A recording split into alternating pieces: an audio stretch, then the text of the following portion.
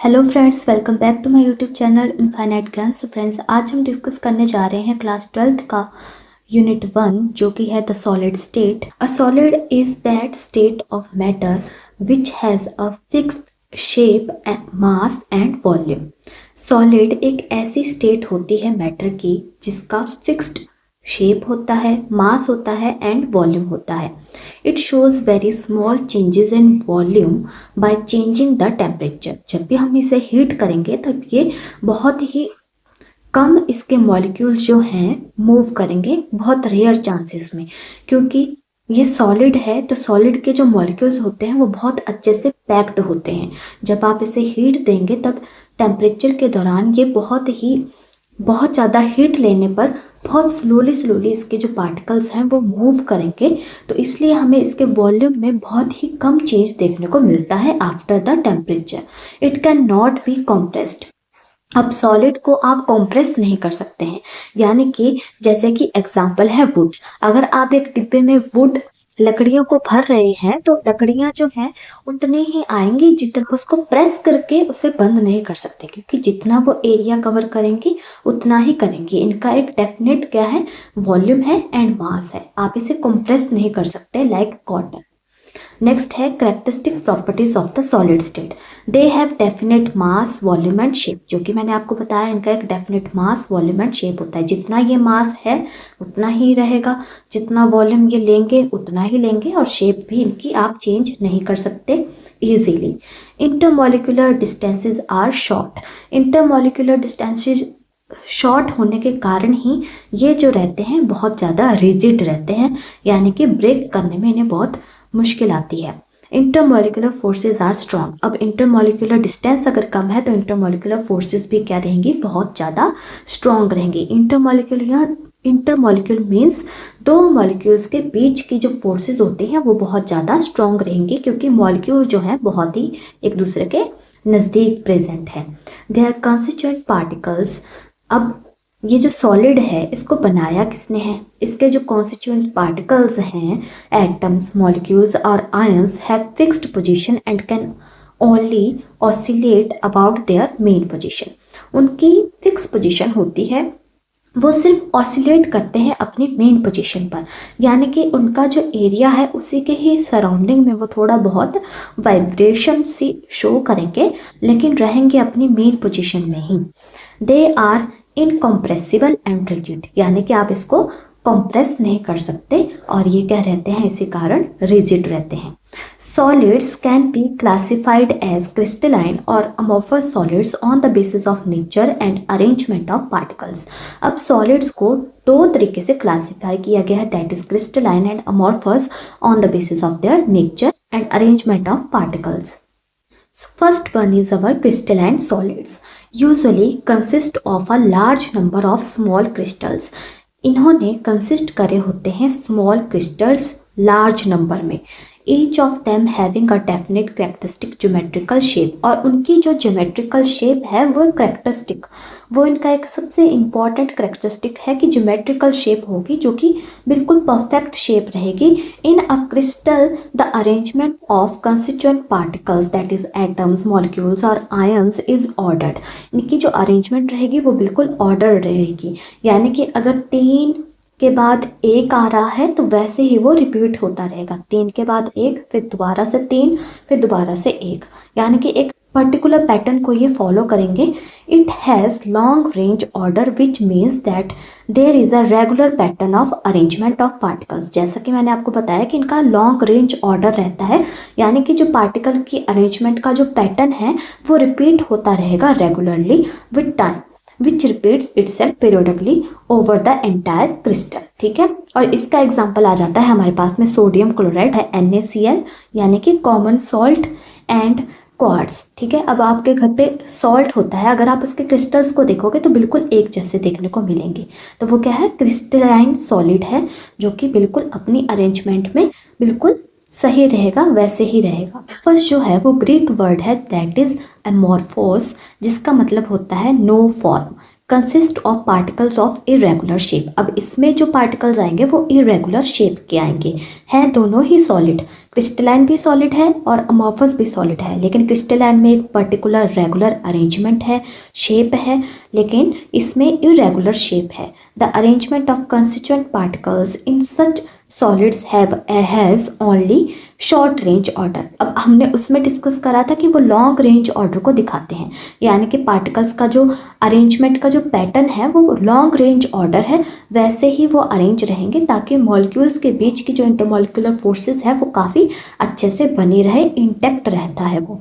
लेकिन यहाँ इस केस में क्या रहता है, वो शॉर्ट रेंज ऑर्डर है, कुछ टाइम के लिए वो फॉलो करेगा, फिर वो उस स्ट्रक्चर को क्या कर देगा, इरेगुलर बना देगा।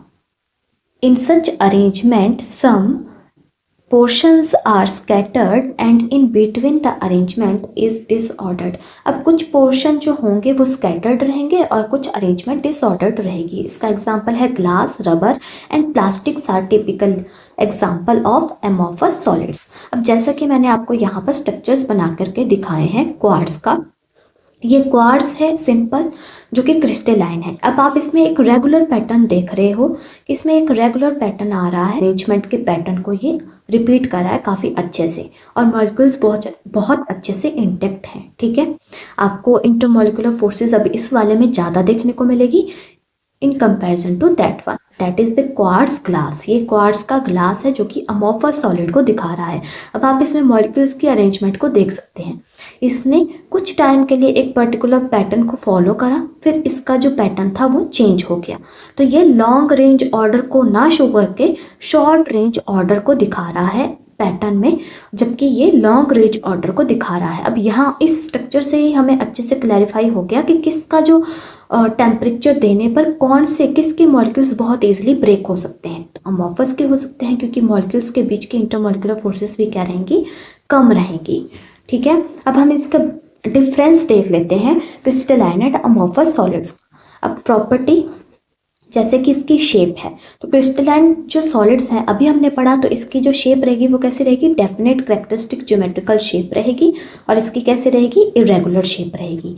मेल्टिंग पॉइंट किसका ज़्यादा होगा, melt at a sharp and characteristic temperature. अब ये एक शार्प मेल्टिंग पॉइंट को शो करते हैं, that is our crystalline solids, यानी कि जब इनका एक मतलब इनकी एक रेंज होती है कि हाँ इसी ही पॉइंट पर ये क्या हो जाएगा, मेल्ट हो जाएगा, लेकिन ये क्या करते हैं, gradually soften over a range of temperature, ये धीरे धीरे करके सॉफ्टन होते जाते हैं जब जैसे जैसे आप इनको टेम्परेचर देते जाते हैं। क्लीवेज प्रॉपर्टी यानी कि कट कैसे होते हैं ये, when cut with sharp aged tool they split into two pieces and the newly generated surfaces are plain and smooth। जब भी आप इसे कट करोगे तो न्यूली जो जनरेट स्पेस दिखेगा कट करने के बाद वो कैसा दिखेगा, आपको एकदम स्मूथ दिखेगा, प्लेन दिखेगा, इरेगुलर सरफेस आपको नहीं मिलेगा उसमें आपको देखने को। ठीक है, यहाँ देखें, when cut with a sharp edge tool they cut into two pieces with irregular surfaces।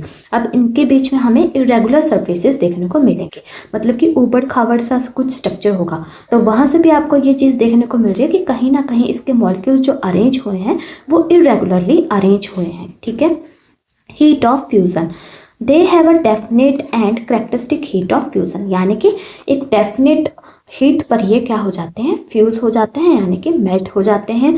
They do not have definite heat of fusion, ये अब अलग अलग अमॉर्फस सॉलिड जो है अलग अलग टेम्परेचर पर क्या होते हैं, मेल्ट होते हैं। एनिसोट्रोपिक होते हैं नेचर में हमारे क्रिस्टलाइन सॉलिड्स, जबकि ये क्या रहते हैं, आइसोट्रोपिक इन नेचर रहते हैं। अब एनिसोट्रोपिक क्या होती है वो मैं आपको अभी स्ट्रक्चर में दिखाऊंगी आगे, इससे पहले हम नेचर की बात कर लेते हैं। क्रिस्टलाइन सॉलिड्स का जो नेचर रहता है वो ट्रू सॉलिड्स है, यानी कि इनका एक स्पेसिफिक टाइम है कि हाँ इतने में ये मेल्ट हो जाएंगे, एक शार्प मेल्टिंग पॉइंट को ये दिखाते हैं। लेकिन दूसरी तरफ जो हमारे अमॉर्फस हैं उन्हें हम क्या कहते हैं, स्यूडो सॉलिड्स और सुपर कोल्ड लिक्विड।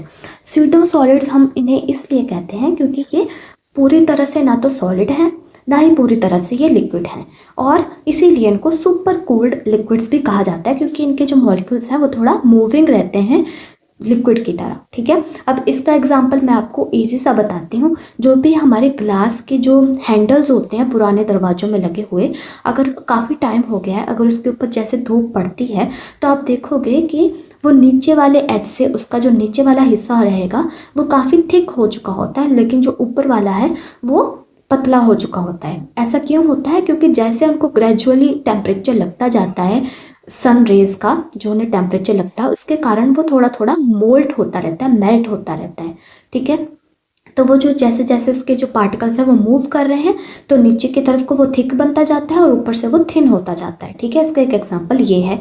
इनको क्या कहते हैं हम? सुपर कूल्ड लिक्विड्स और स्यूडो सॉलिड्स, और इनको हम क्या कहते हैं? सुपर कूल्ड लिक्विड्स और स्यूडो सॉलिड्स, और आप इन्हें फॉल्स सॉलिड्स भी कह सकते हैं। फॉल्स सॉलिड यानी कि जो पूरी तरह से ना तो सॉलिड है ना ही लिक्विड है।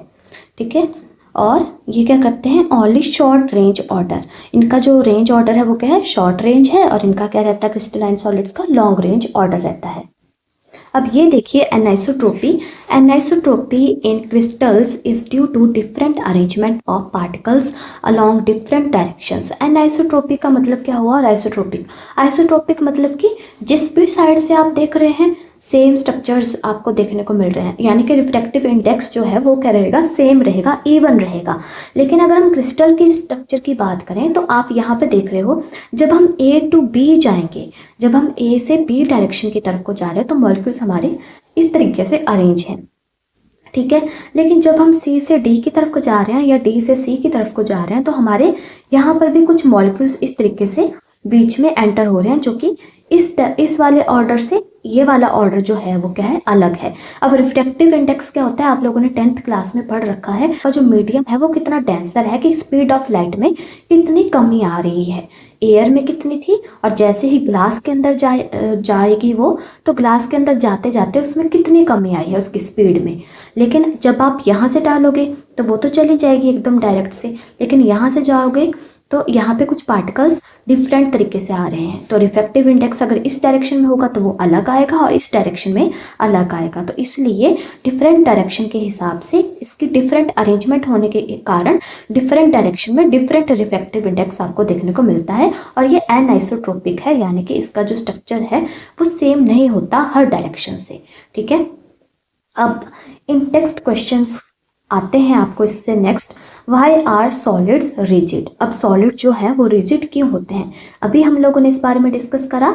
ये कुछ 3 क्वेश्चंस हैं जो कि मैं आपको दे रही हूँ। आप मुझे बताएंगे कि क्यों सॉलिड्स जो है वो रिजिड होते हैं। आपने अच्छे से सुना होगा तो आप बहुत आसानी से ये कर सकते हो। नेक्स्ट क्वेश्चन है, why do solids have definite volume. Solids के पास डेफिनेट वॉल्यूम क्यों होता है। नेक्स्ट है, why is glass considered a super cooled liquid. Glass को सुपर कोल्ड लिक्विड क्यों कहा जाता है। सो फ्रेंड्स, ये था आज की वीडियो के लिए। नेक्स्ट हम डिस्कस करेंगे कैरेक्टरिस्टिक्स ऑफ क्रिस्टलाइन सॉलिड्स। मिलते हैं अपने नेक्स्ट लेक्चर में। Till then guys, take care, good bye.